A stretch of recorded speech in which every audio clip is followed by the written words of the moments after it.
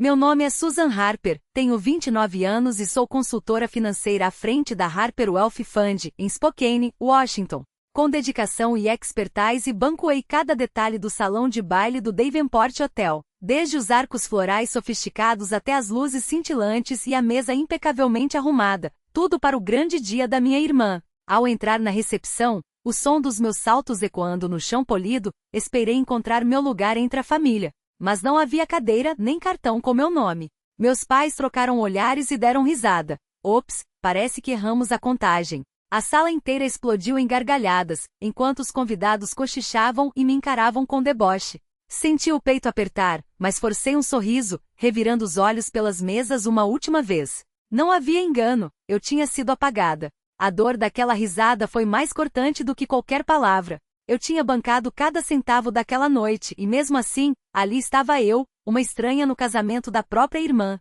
A desculpa esfarrapada dos meus pais, aquele ops, misquoted arrogante, ecoava na minha cabeça. Cerrei os punhos, respirei fundo e soltei. Parece que não sou da família. Virei as costas e saí, deixando para trás o eco das risadas que logo se calariam.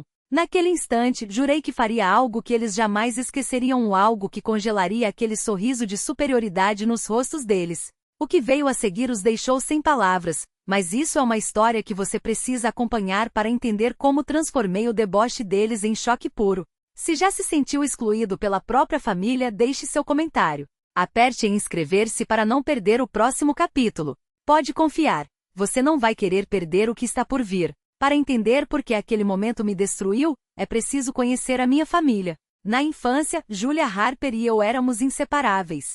3 anos mais velha, ela era o meu mundo, brilhante, deslumbrante, sempre o centro das atenções.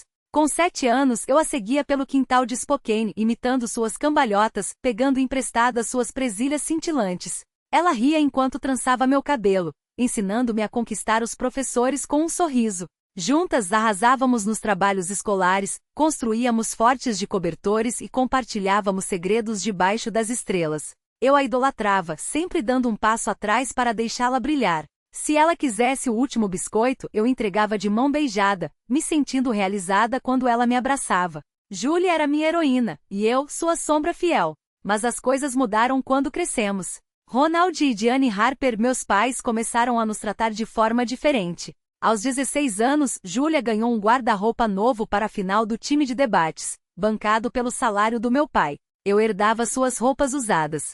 Meus pedidos por materiais de arte eram ignorados como bobagens. Finanças não é carreira de verdade, dizia minha mãe quando eu falava sobre investimentos, minha paixão desde o ensino médio. O caminho da Julia na publicidade, isso sim é prático. Eles se orgulhavam quando ela apresentava suas ideias, mesmo que seus projetos dessem errado. Na faculdade, os fracassos de Julia, campanhas para startups locais que afundavam, rendiam a ela dinheiro do meu pai para bolsas de grife. Minhas economias de empregos paralelos? Invisíveis. Eu ouvia eles gabando-se do potencial dela nos jantares de família, enquanto minhas notas máximas recebiam um aceno de cabeça no máximo. A carreira de Julia começou a ruir cedo.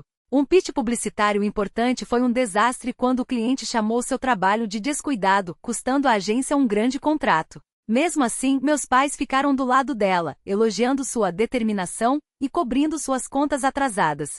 Minha paixão por finanças? Recebia ceticismo. Aos 19 anos, mostrei ao meu pai um plano para uma carteira de ações, esperando que ele visse minha ambição. Médico, ele valorizava a previsibilidade e torceu o nariz. Isso é arriscado demais, Susan. Enquanto isso, Julia recebia dinheiro para uma ideia de campanha que nem saiu do papel. A desigualdade doía, mas eu me agarrava à crença de que família vem em primeiro lugar. Tentei me aproximar de Julia, desesperada para resgatar a cumplicidade da infância. Mandava mensagens oferecendo ajuda para analisar orçamentos de clientes com meu conhecimento em finanças. Ela me dispensava com um ar de superioridade. Não precisa, irmãzinha. Meus pais adoravam a confiança dela, cegos para seus fracassos repetidos. Minhas conquistas, uma bolsa de estudos, meu primeiro cliente passavam despercebidas. Eles a chamavam de visionária, enquanto eu ganhava um parabéns distraído.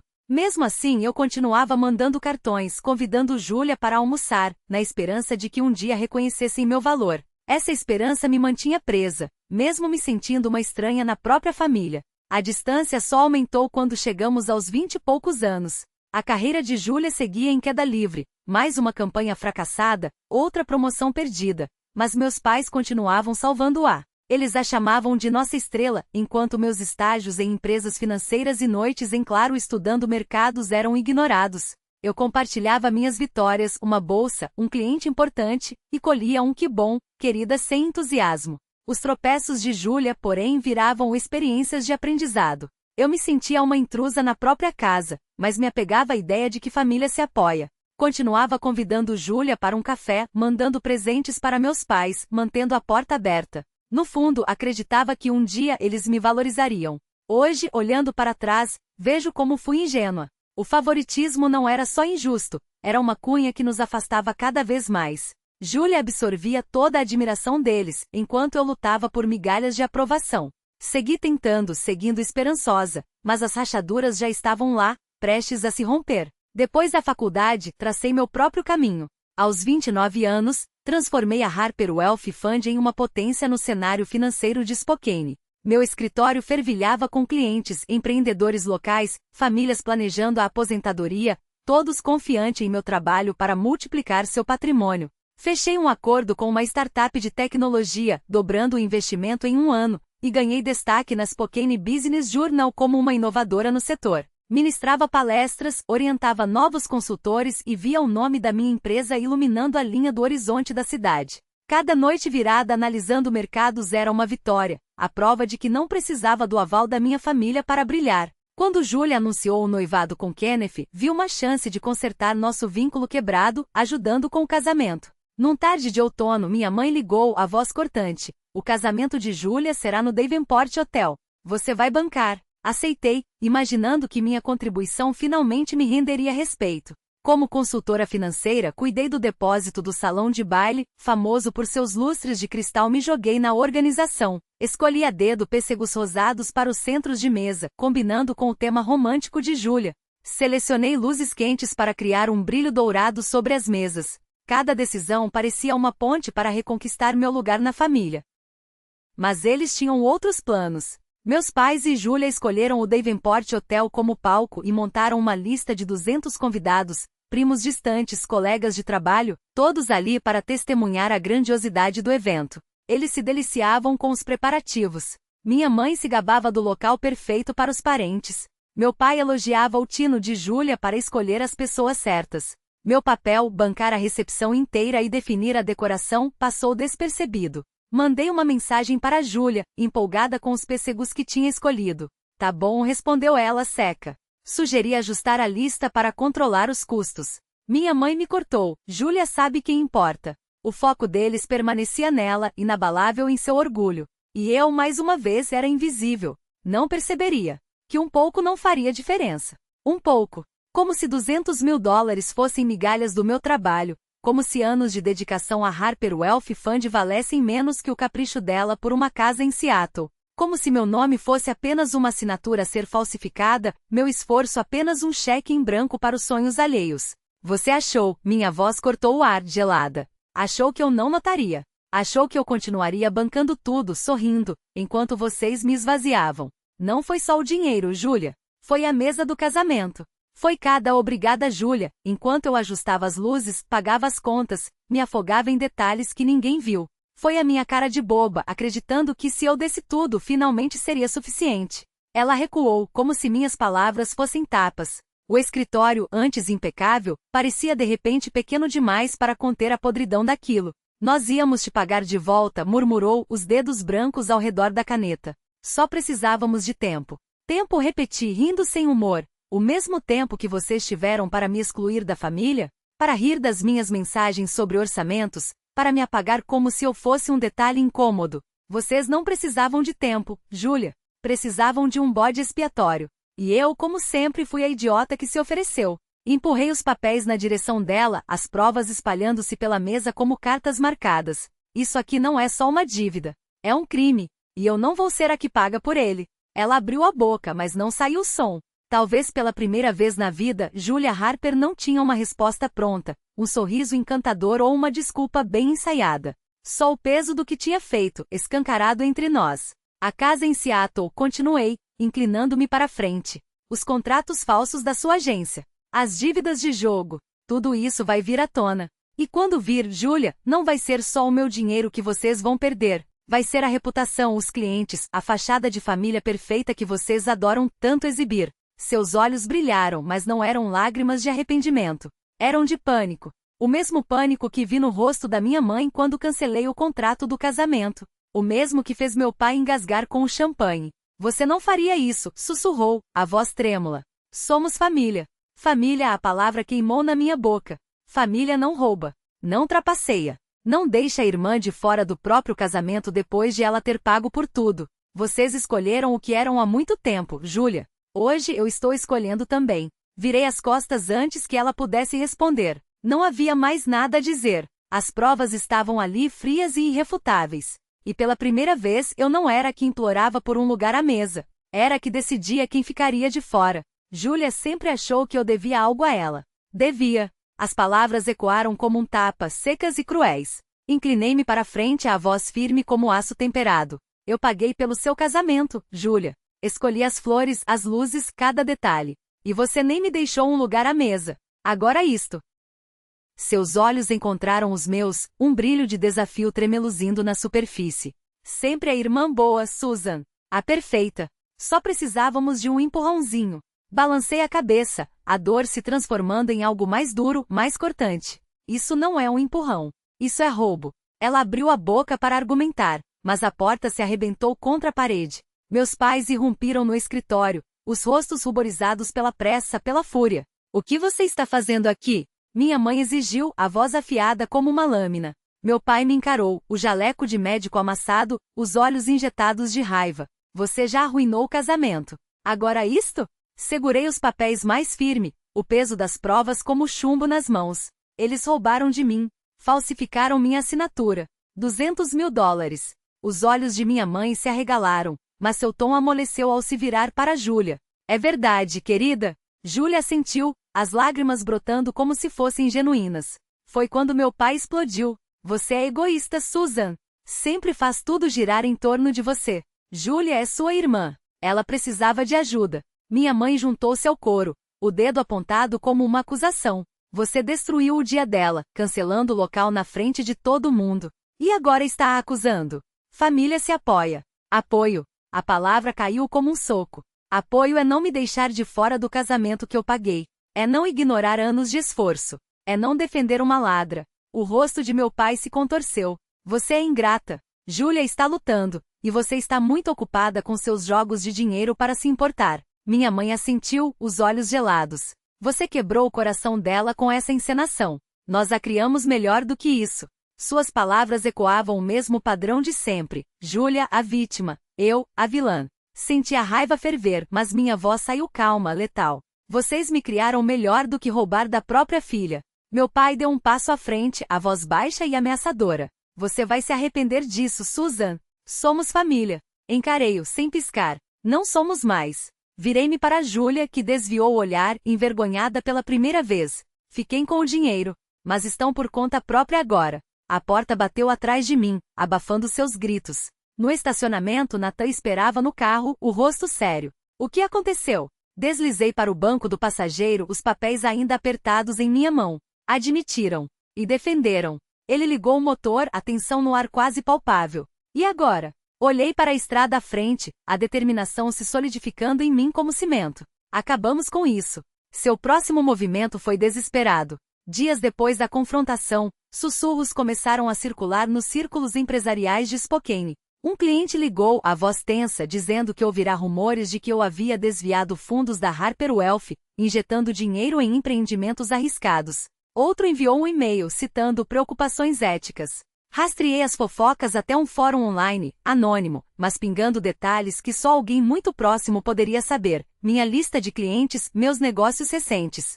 Depois, um jornal local recebeu uma denúncia, acusações de que eu havia falsificado registros. A fonte. Um e-mail vinculado a Kenneth, com o encaminhamento de um fio de mensagem do computador do trabalho de Júlia. Eles estavam tentando queimar minha reputação. Destruir a empresa que eu havia construído do zero, tijolo por tijolo, noite após noite. Sentei-me em meu escritório, olhando para as acusações, as mãos tremendo não de medo, mas de uma fúria tão pura que queimava. A Harper Wolff era minha vida. Julia e Kenneth achavam que poderiam desmontá-la só para salvar a própria pele depois de serem pegos com a mão na massa. Liguei para Nathan, a voz firme apesar do turbilhão dentro de mim. Eles estão vindo atrás do meu negócio. Ele chegou em menos de 1 hora, o laptop aberto, os olhos afiados como lâminas. São amadores, disse, puxando um rastro digital de auditoria. Nathan vinha monitorando minhas contas desde o casamento, antecipando a retaliação. Encontrou uma declaração financeira falsificada, carimbada com o logo da minha empresa, enviada a um cliente-chave a partir de um IP vinculado ao escritório em casa de Kenneth. É uma armadilha, explicou. Eles estão alegando que você superestimou lucros para inflar seus livros. Ele cavou mais fundo, cruzando metadados, rastreando servidores. Tudo levava à agência de Julia, onde ela havia usado o computador da empresa para redigir o documento falso. Nathan descobriu uma cadeia de e-mails entre ela e Kenneth, planejando fazer as acusações para meus clientes e para um conselho regulador. Eles estão apostando que você vai ficar quieta, disse, entregando-me um pendrive com as provas, capturas de tela, carimbos de hora, logs de IP. Apertei o dispositivo na palma da mão, a resolução endurecendo como granito. Dessa vez, eles se enganaram. O trabalho de Nathan foi um salva-vidas, a prova de que suas mentiras não colariam. Passei a semana seguinte blindando minha defesa. Reuni-me com Clary, a advogada da minha empresa, uma mulher afiada especializada em disputas financeiras. Ela revisou as evidências de Nathan, assentindo enquanto folheava as páginas. Isso aqui é a prova de balas, afirmou. A falsificação é rastreável e a intenção clara. Puxei cada registro da Harper Wolff, contratos de clientes, declarações de impostos, logs de auditoria, garantindo que cada transação estivesse imaculada. Minha equipe trabalhou até tarde, revisando portfólios para refutar qualquer escrutínio. Contatei cliente-chave, explicando as acusações falsas e compartilhando a avaliação legal de Clary. A maioria ficou ao meu lado, a confiança construída em anos de resultados não se abalava tão facilmente. Um deles, dono de um restaurante, mandou uma mensagem: "Conheço você, Susan. Isso cheira a vingança. Não caio nisso." Com minha empresa segura, voltei-me para as ações de Julia. Seus contratos de publicidade falsos e as dívidas de jogo descobertas por Nathan eram apenas a ponta do iceberg. Contratei um investigador particular para escavar as finanças de sua agência, suspeitando de mais fraudes. O que ele encontrou foi pior do que imaginei. Faturas infladas enviadas a clientes, pagamentos desviados para contas no exterior para cobrir os prejuízos de Julia. Compilei um dossiê, extratos bancários, contratos falsificados, registros de dívidas, cada documento uma arma. Cada página, uma maneira de expor quem ela realmente era, muito além do escândalo do casamento. Redigi uma carta ao conselho da agência dela, detalhando suas irregularidades, e preparei um comunicado público para a comunidade empresarial de Spokane. Não estava apenas me defendendo. Estava pronta para mostrar ao mundo o rosto por trás da máscara de Julia. Meus pais ligaram, as vozes estridentes pelo telefone. "Você está destruindo a vida da sua irmã", minha mãe acusou. Meu pai ecoou, a voz carregada de desdém. "Sua empresa está bem. Deixe isso para lá." Desliguei. Suas palavras soavam ocas. Não tinham se importado quando Julia me roubou, mas agora imploravam por ela. Sentei-me à minha mesa, o dossiê diante de mim, o coração firme. Não era vingança. Era justiça. Julia e Kenneth tentaram me enterrar, mas suas mentiras os enterrariam primeiro. Fechei o envelope, selando meu movimento final. A verdade estava pronta para vir à tona. E eu não recuaria. O dossiê estava completo. Contratos publicitários falsificados, transferências para contas offshore, comprovantes de apostas no aplicativo que Julia jurava não conhecer. Cada documento carimbado com datas, selos bancários e assinaturas irrefutáveis. Enviei tudo por e-mail para o conselho da agência dela e para seus clientes mais importantes. A verdade não precisa de alarde, ela se espalha sozinha. Em questão de horas, Spokane ardia com o escândalo. Publicações compartilhadas, comentários inflamados, a reputação de Julia desmoronando em tempo real, desonesta, incompetente, uma fraude. Os clientes cancelaram contratos um após o outro, citando quebra de confiança. Até o final do mês, a agência que ela construíra com tanto orgulho fechou as portas. Julia, a estrela inquestionável, agora era só mais uma desempregada, com o nome sujo e as contas no vermelho. O efeito dominó foi implacável. Ronald, o médico respeitado, passou a ser evitado nos corredores do hospital. Colegas sussurravam sobre sua cegueira ao defender a filha, questionando seu próprio caráter. Diane, a rainha dos eventos beneficentes, viu-se sozinha nas reuniões do conselho escolar, seus convites para jantares e galas sumindo como fumaça. Tentaram salvar as aparências com o jantar explicativo, mas os convidados saíram mais cedo, olhares incrédulos, desculpas murmuradas. Soube por um conhecido que a casa deles estava à venda, desespero para cobrir as dívidas de Júlia e as despesas legais que se acumulavam. A fachada de família perfeita ruíra, substituída por cochichos e olhares de pena. Eles imploraram. Minha mãe mandou mensagens, suplicando que consertasse isso por Júlia. Meu pai deixou recados, a voz áspera, exigindo que retratasse minhas declarações. Bloqueei os números sem hesitar. Suas palavras não tinham mais peso. Kenneth, em um surto de desespero, enviou um pedido de desculpas vago, meio escrito, meio copiado de algum guia de etiqueta corporativa. Apaguei sem ler. Estava feito. Mudei de número, transferi meu escritório para um prédio no centro, com vista para o rio, e cortei todos os laços que ainda me prendiam a eles. Minha família escolheu as mentiras de Júlia. Eu escolhi minha paz. A Harper Wealth Fund não só sobreviveu, prosperou. Fechei um contrato milionário com um banco regional, minha equipe dobrou de tamanho, e meu nome passou a brilhar nas listas dos mais influentes do mercado. Comprei um apartamento com varanda para o nascer do sol sobre o Spokane River, um lembrete diário de que tudo aquilo que perderam, eu conquistei. Nathan, sempre leal, ergueu a taça em nosso jantar de comemoração, o sorriso dele dizendo mais do que qualquer palavra. Comecei a orientar jovens mulheres na área financeira compartilhando minha história não como vítima, mas como prova de que é possível se reerguer. Hoje, olho para trás e vejo a lição gravada a fogo. Eles tentaram definir meu valor. Me chamaram de a filha menos, a que não pertencia à mesa deles. Usaram meu sucesso, roubaram meu suor e me deixaram de fora quando já não tinham mais o que sugar. Mas aprendi que meu valor não se mede pelo espaço que ocupo na vida deles, e sim pela vida que construí sem eles. Se você está lendo isso e sua família insiste em diminuí-lo, saiba, você não precisa provar nada. Corte os laços que o sufocam.